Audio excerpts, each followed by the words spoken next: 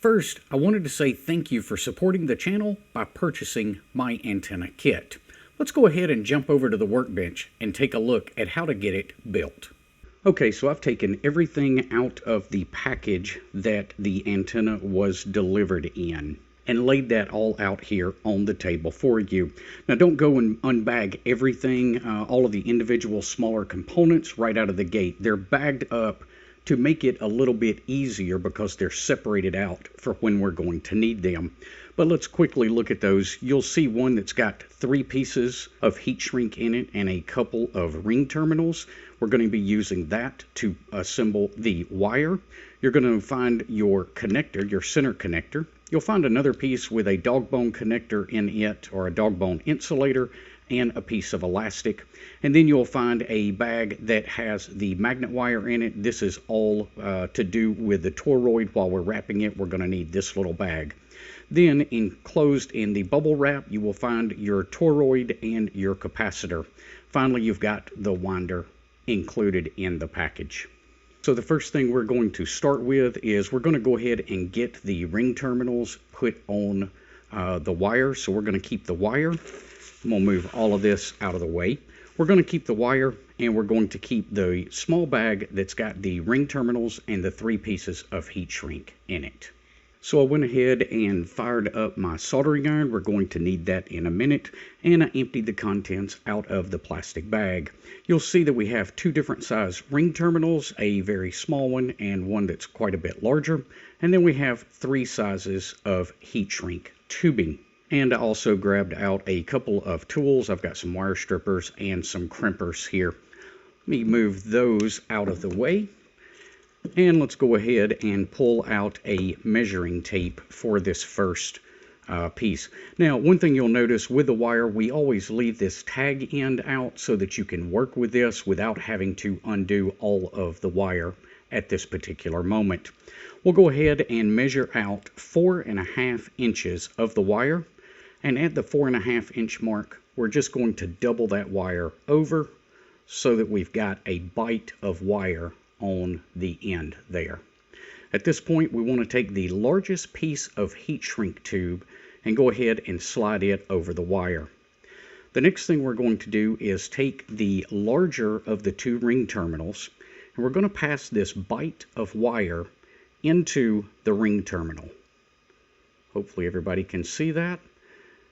I'm going to open that bight of wire up and pass it over the ring terminal. And then I'm just going to pull that back tight. So now this is going to act as the strain relief for our wire. So you can see the front and the back of it there. Let's go ahead and get a crimp on this, and then we'll apply the heat shrink. Now that we've got that crimp down, let's just slide the heat shrink up, and we'll go ahead and apply some heat to this, either with a lighter or a heat gun to get this shrinked down. Now that we've got the heat shrink shrunk on this ring terminal, we're going to take the other short end and we're going to strip back just a bit of the wire. Now, hopefully you can see that in the camera. Let's see if I can get that to focus. It is not a lot of wire that we stripped off there at all. And let me show you why. The first thing we're going to do is I'm going to go ahead and put the largest piece of heat shrink tubing that's left on there. And then I'm going to put the smaller piece on there as well. Now, I am going to run the wire up into the smaller ring terminal until the insulation just barely shows at the end of it. And the reason I like to do it like this is it gives us a better mechanical connection, and we're going to solder the wire to the ring terminal for the good electrical connection. So once I get it so that it's just right and I can just barely see that insulation, I'm just going to take a pair of regular pliers here because it's a little easier to work with, and go ahead and crimp that down. Now we need to solder this wire. Once you've got the solder applied to the wire and the ring terminal, let's go ahead and slide up the smaller piece of heat shrink just to the end of the ring terminal. This just gives us a better seal when we apply the larger piece. Once you've got that done, we can go ahead and slide the larger piece of heat shrink tubing all the way up, and we'll go ahead and shrink it down, giving us a very nice connection on the end of our wire. Okay, so for this part of the assembly where we're getting ready to do the toroid, I went ahead and opened up the bag that contained the magnet wire and laid out all of the bits and bobs for that. I unwrapped the toroid, which also has the capacitor in it. I've got my winder laying here, and I've got the reference chart that we need for winding the toroid. So we need a total of 14 wraps. So for the moment here, I'm just going to move that out of frame, and let's go ahead and unwrap this magnet wire. Okay, so once you've got your magnet wire unwound, let's go ahead and measure out about 8 inches of this magnet wire. So I'm going to hold the end at 8 inches and grab it right back here at the beginning of the tape measure in my particular case, and I'm just going to fold that over much like we did the antenna wire a few minutes ago. Next up, I'm going to grab this with a pair of pliers. Now you want to make sure that you come up from the end about 2.5 inches. If you don't come up about 2.5 inches, you may wind up short when we do the final assembly of everything on the board. So I'm just going to kind of check that right there and make sure, yep, that looks like I'm about 2.5 inches up from the end. Now let's go ahead and take a screwdriver. I'm going to put it through the end, and I'm just going to start twisting. Now once you've got that twisted up, you're going to be left with this here. You've got that 2.5 inch tag hanging out on this end here. Hopefully we can see that in camera. And you're going to have a little loop down here where you put your screwdriver through to do the twisting. I'm just going to take that little loop and go ahead and cut that off. Let's go ahead and grab the toroid. Now, each time you pass your wire through the center of the toroid counts as one turn. So what we're going to do is I'm going to pass that through the bottom of the toroid all the way up to the point to where the two little tag ends stick out. Let's go ahead and wrap this one over. Now remember, that's our first turn. And then I'm going to pass it through the bottom of the toroid again, giving us our second turn. All right, so now we are well on our way here. Let's get that kind of straightened out a bit. I'm going to try to keep everything as tight as possible. There's always going to be a little bit of slop in these, but let's try to keep everything as tight as possible as we're going. So that's kind of what I'm starting out with. Now, I'm going to take the long end of the wire that's left and continue wrapping this toroid.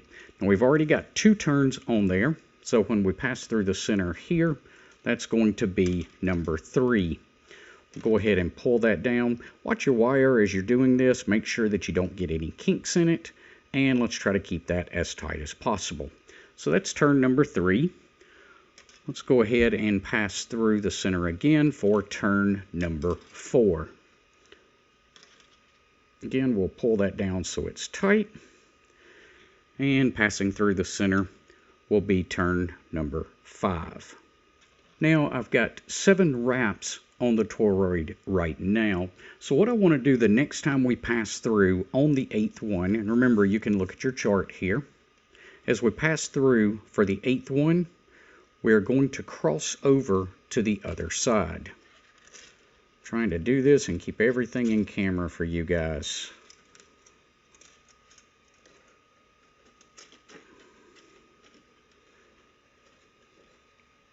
Alright, so this one crosses over the toroid.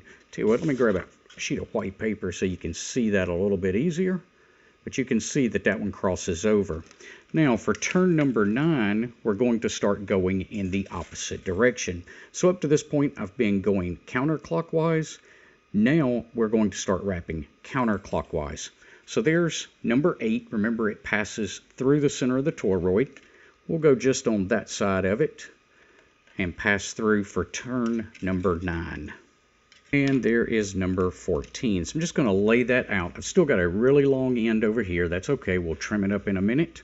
And you can kind of get an idea of what it looks like. Now, again, you want to keep this as tight as possible, but you'll see that I've even got a little bit of slop in mine right here. It's not going to kill us. The next thing we need to do is go ahead and attach this to the winder so we can kind of get the proper lengths that we need for all of our cuts.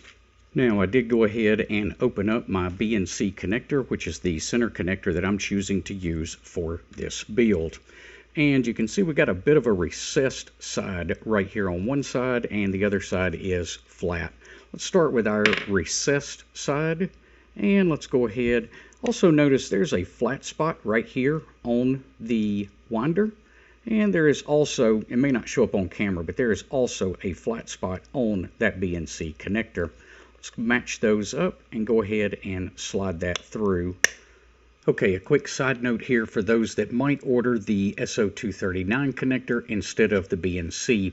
What you'll need to do if you do order that, you can see the spokes in this connector here. You're going to need to trim those spokes out, and then you might need to take a file and clean up your edges a little bit. I've already got one done here. You can see what it looks like there. Again, this is still the recessed side. So you want to take your SO239 connector and pass that through this side. Then flip it over on the back. You can go ahead and put your little ground tab there, and we'll go ahead and put the nut on there. Everything else is identical to the BNC connector. The only difference is you do have to trim out the center spokes so that it will accept the SO239 connector.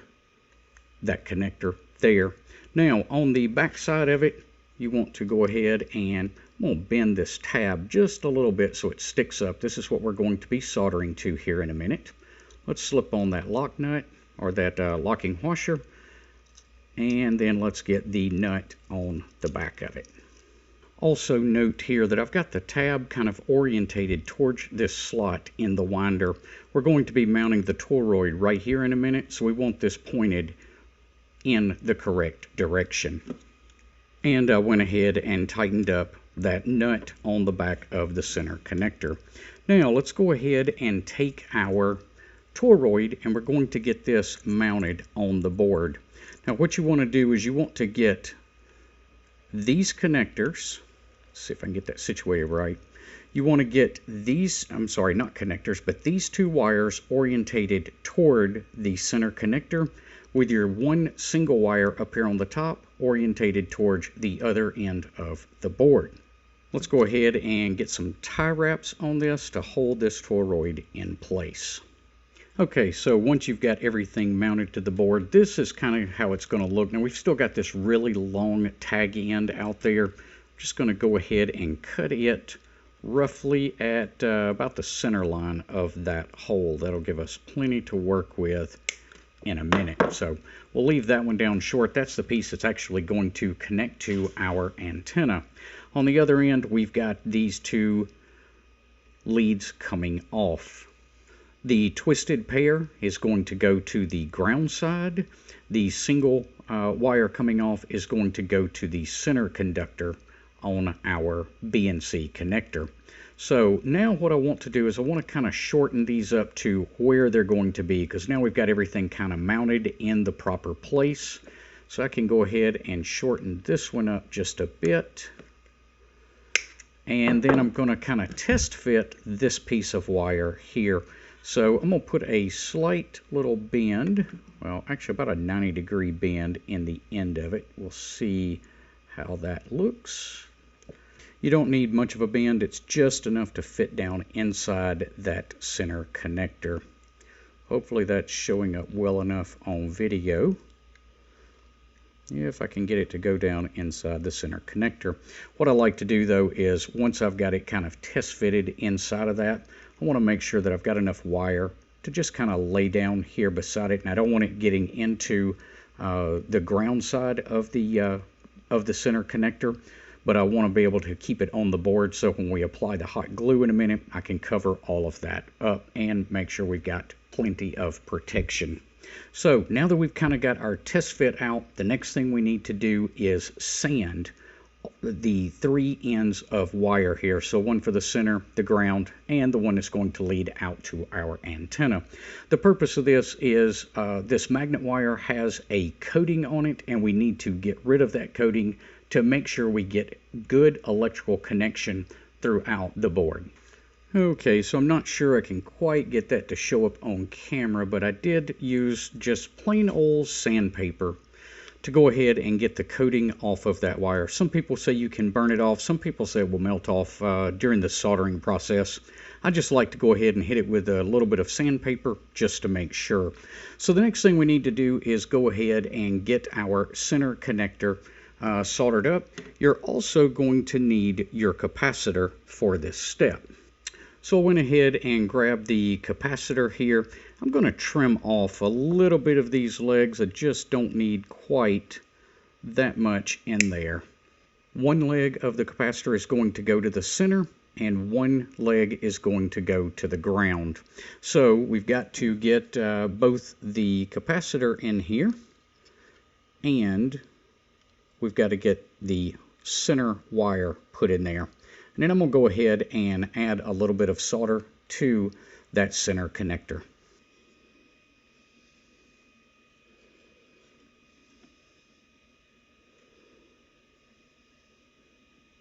Now that we've got the center connector done, you can see I just kind of bent the capacitor over out of the way, making sure not to cross the wires here.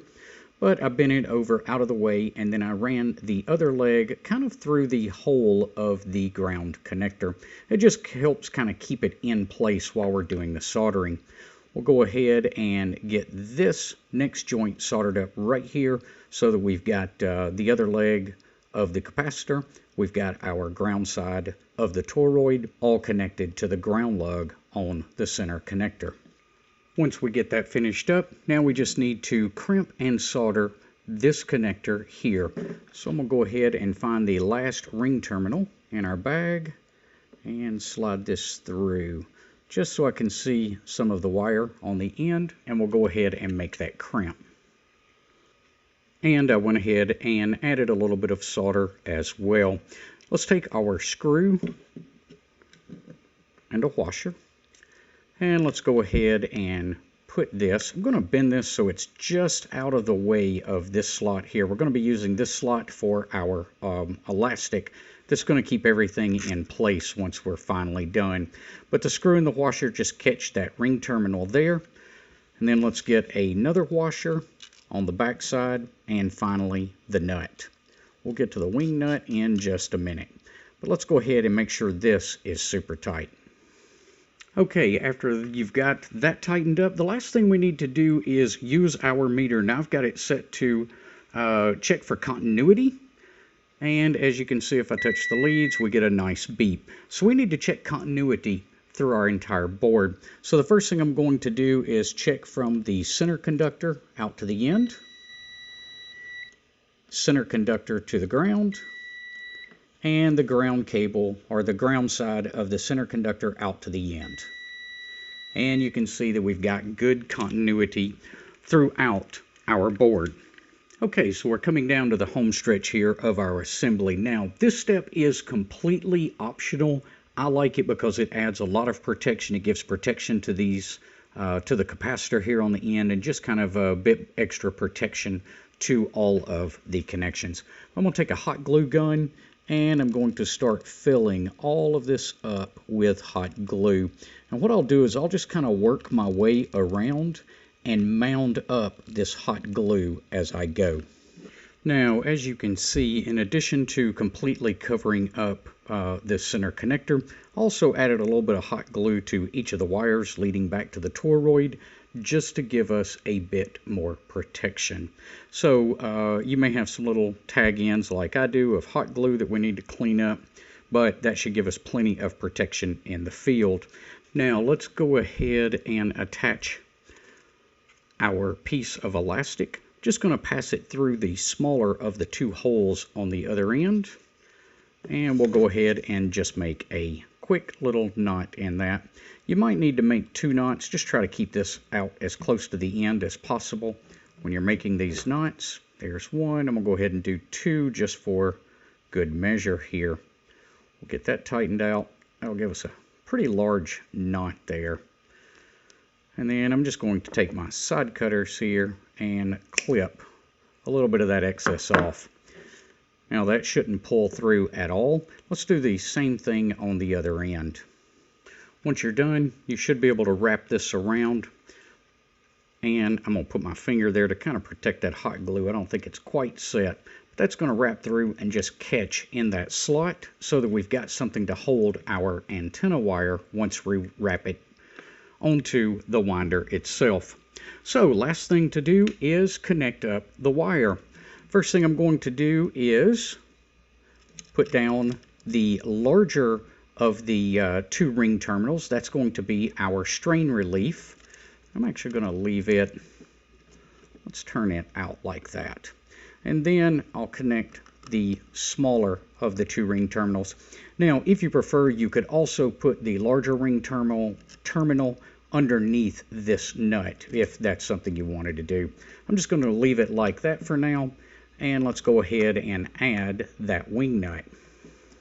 At this point, we just need to take our wire, undo it, and get it wrapped up onto the antenna. Then we're ready to go out and go ahead and trim the antenna wire for the proper length. So to wrap the wire, we want to make sure that we wrap it properly so it's easy to get undone in the field. All we want to do is, when we start wrapping, is make sure we cross through the center with each wrap. This is known as a figure 8, and it'll make sure that it never gets tangled on you in the field.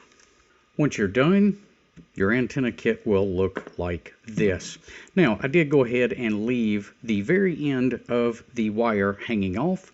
We're going to take our dog bone connector, pass it through, and then we're just going to make a knot. Now, don't get carried away here with your knot, because we are going to have to trim some length off of this antenna to get it resonant exactly where we want it. So I'll just go ahead and tie a loose knot for now so we don't lose it. And I'm going to go ahead and find some additional string to tie onto the other end to help us out once we're outside. Okay, so I've got the antenna put up in an inverted L configuration, and I am looking at the 40 meter band. So we're looking at roughly 7.0 to 7.3 megahertz. And as you can see by the yellow line indicated on the bottom, it's fairly flat across the entire band. Right now I'm looking at 1.36 at 7.03 megahertz. So we can change that up a little bit by shortening the antenna. And I want to go ahead and show you guys the preferred method for shortening the antenna in case you want yours to be resonant at a different spot in the band. Okay, so what you may need to do is untie that knot that we tied in the Dogbone Insulator, and this is why I told you guys kind of tie it loose for the time being. And we can shorten the antenna by simply pulling back an additional length of wire. And while we're testing, all we're going to do is we're just going to wrap this wire over itself, and then we will take another reading with the meter. Okay guys, I apologize that the screen is a bit hard to read, but if you look at the top, we now have a reading of 1.3 on our SWR meter, or 1 to 1.3, and we're resonant right around 7.093 megahertz, as shown right there in the white. So if we shortened it a bit more, we could make that resonant at a different point in the band. So you have to keep playing with it until you get it resonant exactly where you want it. Now, what I prefer to do is leave it resonant in the digital portion of the 40 meter band, somewhere around 7.078, and the rest of the 40 meter band and each of the other bands will remain less than 2 to 1 SWR.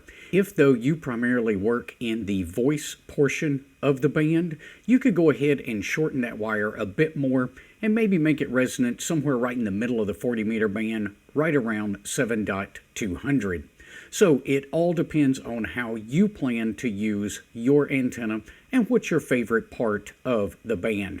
But I always start with the 40 meter band and then take a look at the others, 10, 15, and 20, and all of those should fall in line for you. Guys, thank you so much for purchasing my antenna kit. I hope you get a lot of enjoyment out of it. Until next time, 7-3.